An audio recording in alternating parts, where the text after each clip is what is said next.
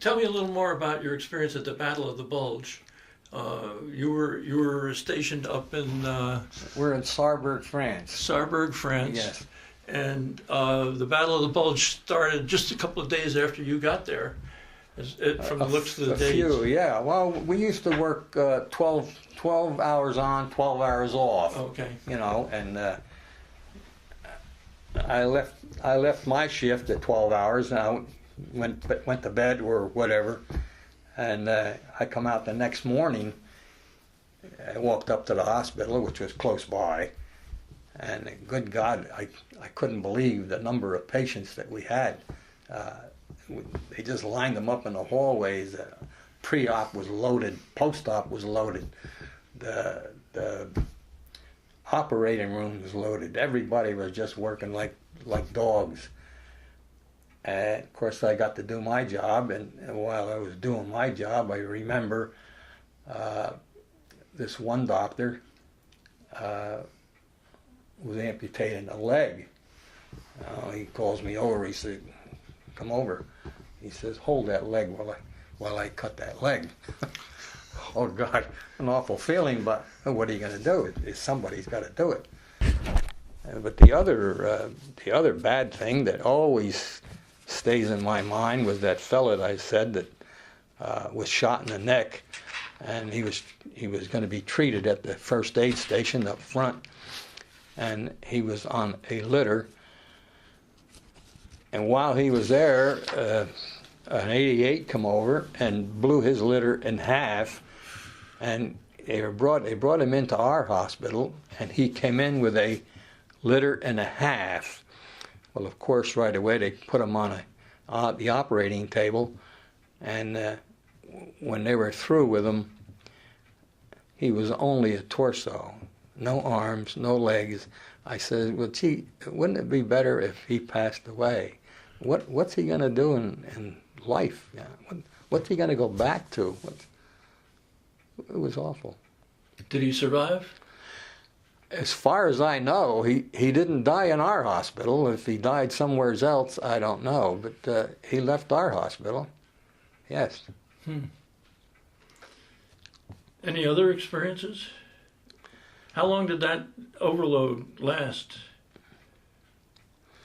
Well, it's hard for me to tell you right now after all these years, but it lasted for, I guess, about a week that we got rid of everybody. You know, it's. Were there many cases of frostbite or that sort of thing? No, we didn't have. Most of ours were gunshot wounds. You know. We had one that I remember. A guy threw gasoline on a fire to keep warm, and he got burned. He survived, but other than that, they're all gunshot wounds. Did you see many Germans while you were there?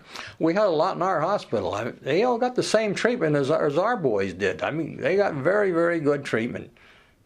We'd walk around, and they'd be in our hospital, and of course we couldn't talk to them. They didn't know. They didn't talk to us. But they just they were just another patient that got treated very, very well. Mm-hmm. Were there a lot of them? Yes, there were a lot of them. Yes, there was. Did they keep them under guard, under special? No. They just laid in their beds like anybody else. Of course, I'm sure they didn't want to go away, or they were getting good care. So why try to leave? Right. You know, yes. What was your most memorable experience for the whole time you were in service? I mean, your unit was together for at least, 4 years, almost 4 years, right? No, 3 years. 3 years. 3 years. And what was your most memorable experience? I think the Dachau was the most memorable. Okay. Did you liberate? Were you at the liberation of Dachau, or was it already liberated? We were in there 2 days after the liberation. Okay. Yes. And what was your impression?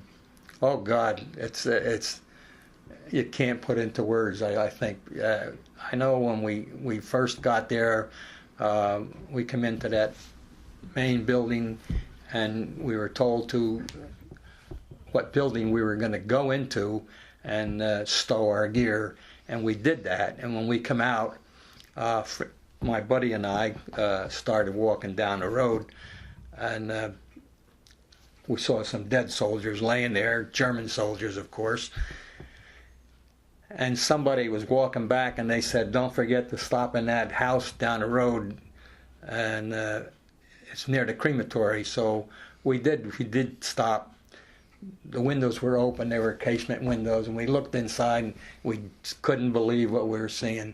There was a pile of bodies, just one thrown on the other, and of course the smell was terrible.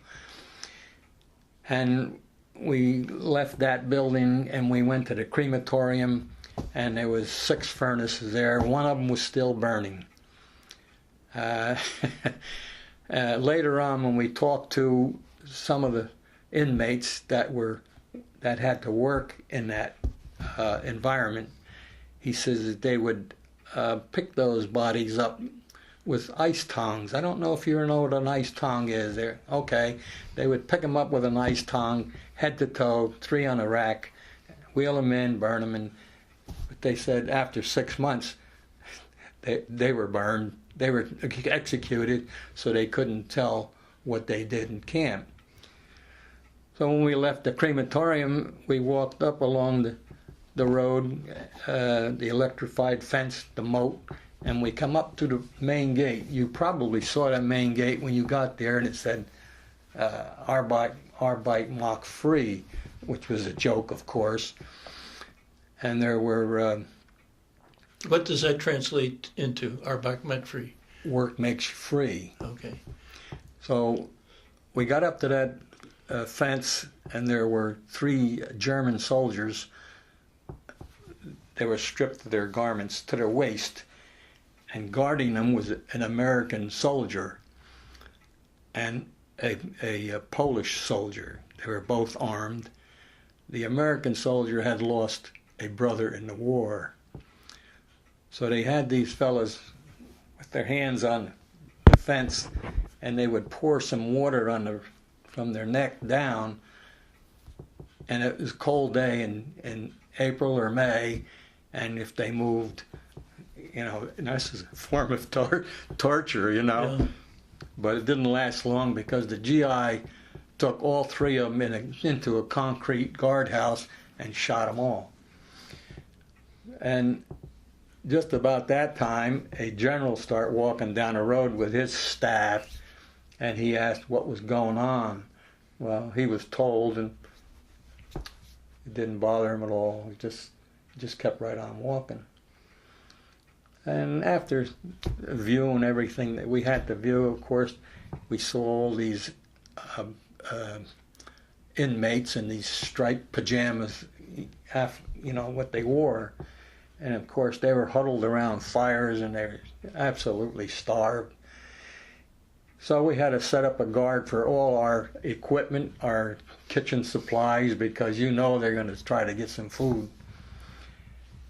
And the next day, we started on the barracks where the SS troops lived, and we gutted all the barracks. What do you mean by gutted them? Well, they had separate rooms, so we gutted them and made hospital wards out of them. Okay. And of course, there goes my 673. Now I'm a medical, so I was assigned to a nurse, and we had our ward. We set up our ward. We got a desk and file cabinets and whatever we had to get. When we were ready for patients, they brought them in on litters. Were these patients inmates? From the inmates, yes. Okay. Now they had, you name it, typhus, tuberculosis, dysentery. They had anything you can think of. And when they were brought in and just dumped on a bed. Did you have to go through triage with them to separate out those you thought? No, we didn't. You just treated everyone who came in. They were just brought in, and okay. Yeah. Did you have your nurse have the freedom to provide whatever treatment they needed? Well, the doctor would have to come and Okay. Give her whatever. Prescribe something. Yeah. Course of treatment. But then we had to feed them. Now, we couldn't feed them too much because their stomachs were shrunk. But we would bring them down a bowl of whatever we had, and we'd turn around, come up and get another, and the SDI would die. They would die that fast in our beds. Take them out, bring another one in. And all you could see were elbows, knees, anything where there would be joints on a body. Really, really a terrible, terrible sight to see. And how long did that type of treatment go on? Well, we were only there for a month. We were there from May 2nd to June 2nd, and in that time, surprisingly, they really came around, and they did well. I think they did well. And just before the war ended while we were there, and when they were well enough to go, they were all transported to different places to be sent back to their own country.